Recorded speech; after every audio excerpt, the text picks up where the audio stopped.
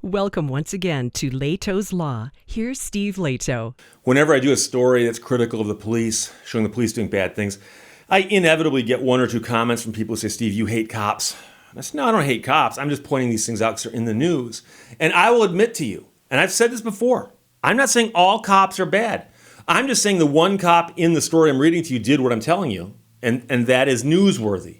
So remember that things that are in the news are often unusual. So I'm not saying all cops are bad. But I am telling you that a former Ventura Sheriff's deputy has pleaded guilty to throwing out detainees' drug tests because it would have showed that she didn't have drugs in her system. So you got that. Vern sent this, thank you very much. Travis Schlepp wrote the story for KEYT.com. A former Ventura County Sheriff's deputy has admitted to throwing out a drug test that exonerated a woman detained on suspicion of being under the influence of what they're testing for. So brought in for testing, took a test, passed the test, and thought, let's throw this away and lock her up instead. And that's what happened. So according to the Ventura County District Attorney's Office, former Ventura County Sheriff's Deputy Richard Charles Barrios III, 29 years old, pleaded guilty to a felony count of destroying physical matter in an incident that took place 2 years ago. In November of 2019, he was on patrol when he pulled over a woman for a traffic stop. He said he suspected she was under the influence of meth and called in a backup deputy to corroborate his suspicion. And that backup deputy also said, I think she's on something. So a second deputy arrived, assessed her condition, and agreed she appeared to be under the influence. Throughout the endeavor, the woman insisted she was not under the influence of anything. According to the DA's office, the officer told the woman he would apologize and drive her back to her car if she would simply provide a urine sample and pass. So it's kind of like, here's what's going to happen. You take the test. If you pass it, I'll apologize and drive you back here. If you fail, of course, then you're wrong. She said, I'll take the test. So at the station, she provided the sample and handed it over to the officer. The then deputy tested the sample with a test kit, looked at the results, and threw the test kit into the garbage and disposed of the sample. Now, I know some people are going to say, Steve, what if she failed? Well, if she failed, you'd keep the test because that's the evidence that she failed. So when people do intentional acts, you have to ask, why would they do that?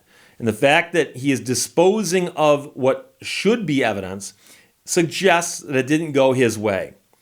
So after this, he refused to tell her the results of her test, and he began the process of having her booked into the Ventura County main jail. So the implication is that he's acting like she failed the test. But as we know, she passed the test. So he told his direct supervisor that she had refused to take the test. And there you go again. Why do they lie to us? Whenever somebody makes a false statement, you have to ask yourself, why did they do that? Why would he tell his boss that the woman had refused to give him a sample when she gave him a sample?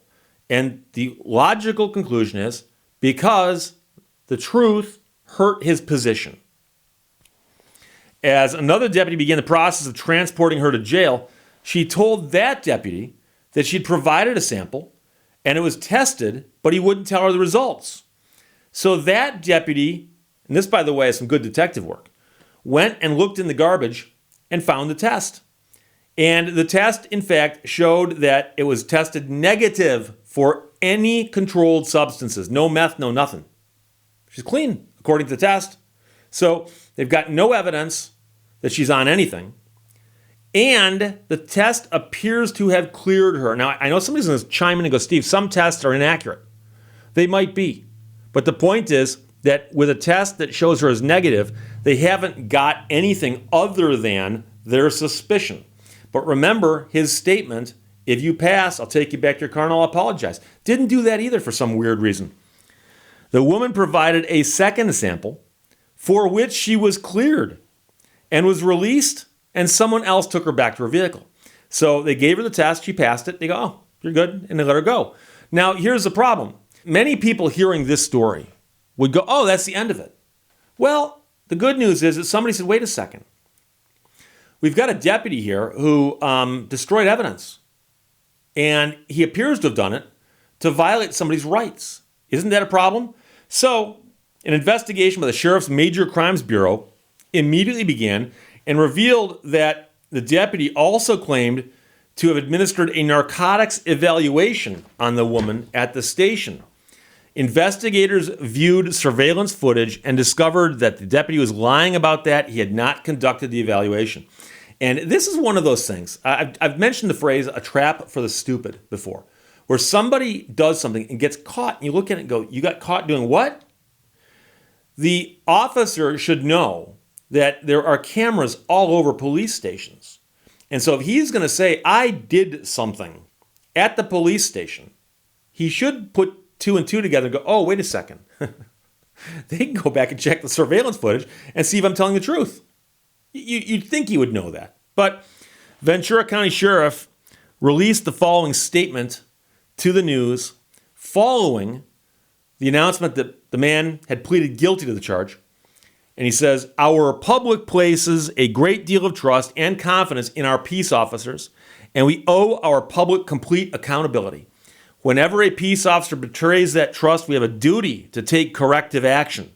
The internal mechanisms to identify unethical and unlawful behavior worked as they should in this case, and this is the proper outcome.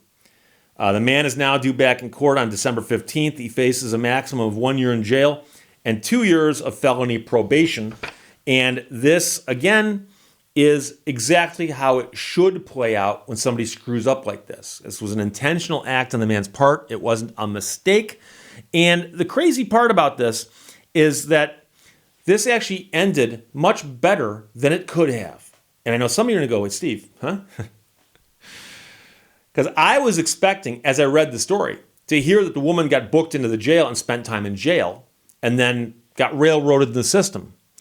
And she actually doesn't appear to have spent any time in jail other than the time she spent with the police taking the first test, being processed, taking the second test, and they cleared her and they let her go.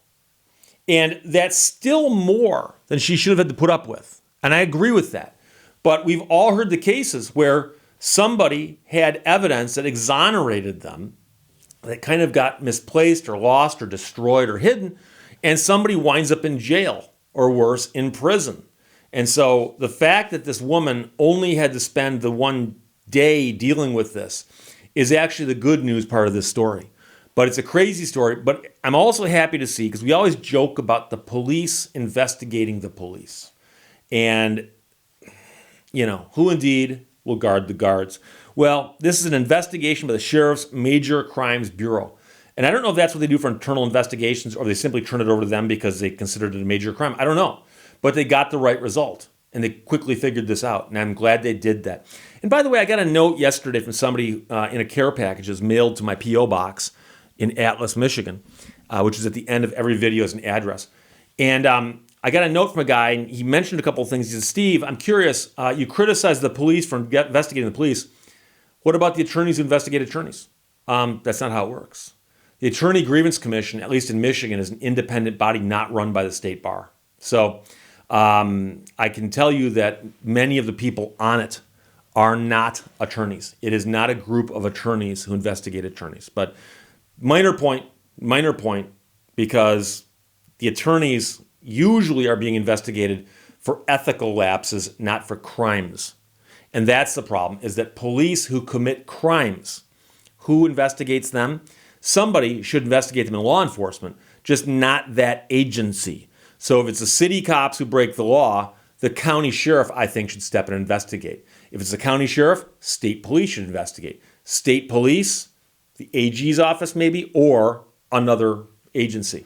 But when it comes to attorneys investigating other attorneys, they're not doing it for crimes. They're doing it for ethical violations. So another story altogether. But Vern, thanks for sending it. Former Ventura Sheriff's deputy pleads guilty to throwing out detainee's drug test, primarily because it exonerated the person he wanted to arrest. So Travis Schlepp wrote it. KEYT.com published it. Questions or comments, put them below. Let's talk to you later.